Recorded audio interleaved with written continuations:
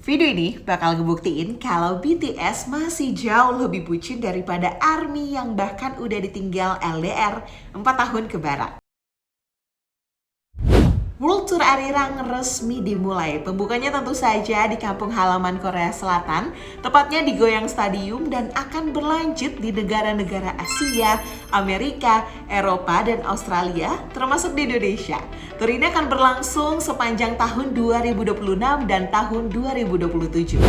Setelah mengumumkan hiatus sejak Juni 2022 dan memberikan konser perpisahan sementara lewat YouTube Camp in Busan Oktober 2022, ini momen pertama BTS tampil lagi bertujuh di atas panggung. Dari awal hingga akhir konser Arirang, formasi mereka lengkap bertujuh. Gak ada penampilan solo, gak ada penampilan subunit, baik itu dari rap line atau vokal line. Kelihatan banget kangennya sampai gak ada yang mau ngalah waktu gitu buat jadi pusat perhatian ARMY. OT7 menang banyak. Sekali Apo Bangpo, tetap Apo Bangpo. Tapi yang bikin menarik, penampilan dengan formasi lengkap ini jadi hal yang gak biasa. Nah, di industri K-pop, di mana di setiap konser, setiap member punya momen bersinarnya masing-masing. Dan justru di situ pesan dari konser Arirang. BTS gak lagi jualan individu, tapi BTS lagi jualan kebersamaan sebagai experience. Biar bisa puas ngasih penampilan dan interaksi sama ARMY, set desain konser Arirang dibuat 360 derajat.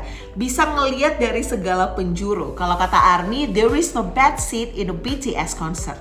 Pas lagu Idol, BTS sampai turun arak-arakan bawa bendera segerombolan dan dibecandain sama ARMY yang bilang kayak arak-arakan anak teknik pas lagi ada yang wisuda.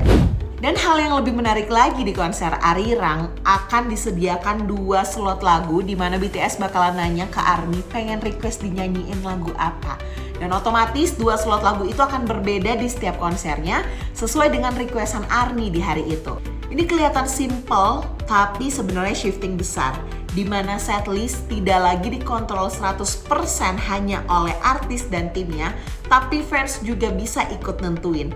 Mereka nggak lagi perform sebagai BTS, tapi mereka perform sebagai BTS-nya ARMY. Mirip-mirip kayak lagi ngikutin BEM pacar ya. Anyway, Other Than Bomb atau Paradise bisa kali.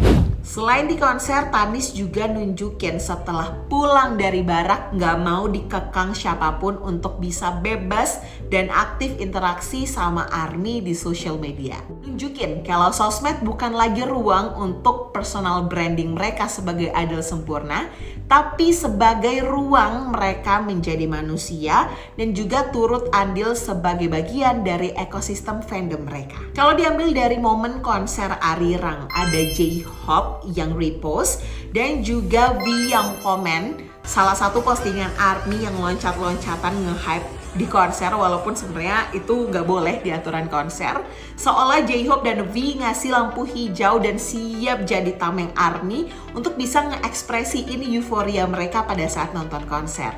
Terus ada banget saltingnya di mana RM nge-like postingan yang nyebut dirinya sebagai suami. Lalu postingan yang memperlihatkan Suga melakukan kesalahan kecil pada saat dance lagu Run BTS. Dan ARMY tuh nulis caption, semoga J-Hope nggak lihat postingan ini. Dan malah diserbu sama hampir semua member BTS.